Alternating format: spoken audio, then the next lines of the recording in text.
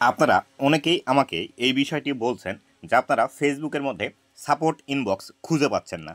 তো আজকের এই ভিডিওটিতে এই বিষয়টি আপনাদেরকে দেখাবো, নতুনভাবে ফেসবুক সাপোর্ট ইনবক্স কোথায় দিয়েছে এবং কিভাবে এই সাপোর্ট ইনবক্স আপনারা খুঁজে পাবেন। কেননা সাপোর্ট ইনবক্স আমাদের খুবই একটি জরুরি বিষয়। অনেক সময় আমরা ফেসবুকের কাছে কোনো রিপোর্ট করলে তার ফিডব্যাক সাপোর্ট ইনবক্সের মধ্যে আসে।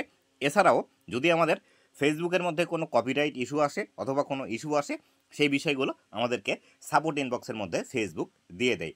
এবং যার ফলশ্রুতিতে আপনারা সাপোর্ট ইনবক্স দেখতে না পেয়ে অনেকেই চিন্তিত আছেন যে সাপোর্ট ইনবক্স কোথায় গেল এবং কিভাবে আপনারা এটি খুঁজে পাবেন। তো বন্ধুরা, ভিডিওটি সম্পূর্ণ দেখতে থাকুন। নতুনভাবে ফেসবুক সাপোর্ট ইনবক্স কোথায় দিয়েছে সেই বিষয়টি আপনাদেরকে দেখিয়ে দিব।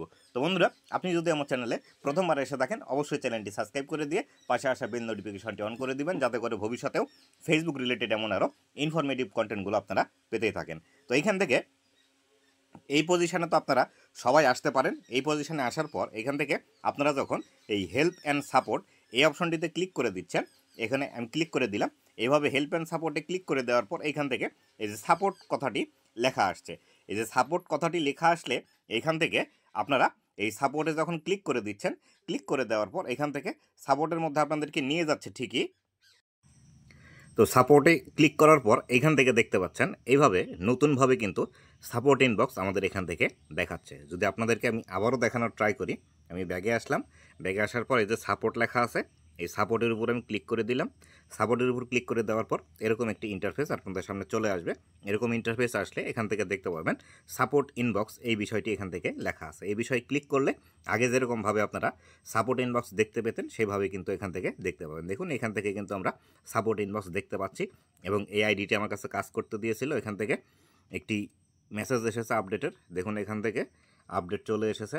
তো আমি এখান থেকে এটি দেখেও নিলাম একই সাথে। তো এইভাবে যদি আপনারা সাপোর্ট ইনবক্স এখান থেকেও যদি না পান, তাহলে সেই ক্ষেত্রে আপনারা যে কাজটি করবেন, ফেসবুকের মূল ইন্টারফেসের মধ্যে চলে আসবেন। আসার পর এখান থেকে বাম পাশে যে প্রোফাইল পিকচার আছে, এই প্রোফাইল পিকচারের উপর ক্লিক করে দিবেন। প্রোফাইল পিকচারের উপর ক্লিক করে দেওয়ার পর এখান থেকে প্রফেশনাল ড্যাশবোর্ড আসবে। এই প্রফেশনাল ড্যাশবোর্ড আসলো, প্রফেশনাল ড্যাশবোর্ডে ক্লিক করে দিবেন। প্রফেশনাল ড্যাশবোর্ডে ক্লিক করার পর এখান থেকে এই অবস্থানে আসবে। এই অবস্থানে আসার পর একদম নিচের দিকে চলে আসবেন। একদম নিচের দিকে চলে আসলে এইখান থেকে দেখতে পাবেন সাপোর্ট লেখা আছে, এই সাপোর্ট অপশনে ক্লিক করে দিবেন। এই সাপোর্ট অপশনে ক্লিক করে দিলাম।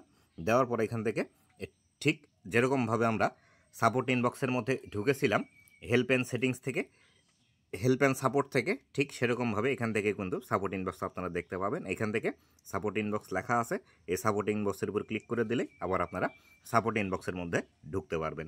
আশা করি আপনাদের যে সাপোর্ট ইনবক্স নিয়ে প্রবলেম ছিল, এই প্রবলেমটির সমাধান হয়ে গিয়েছে।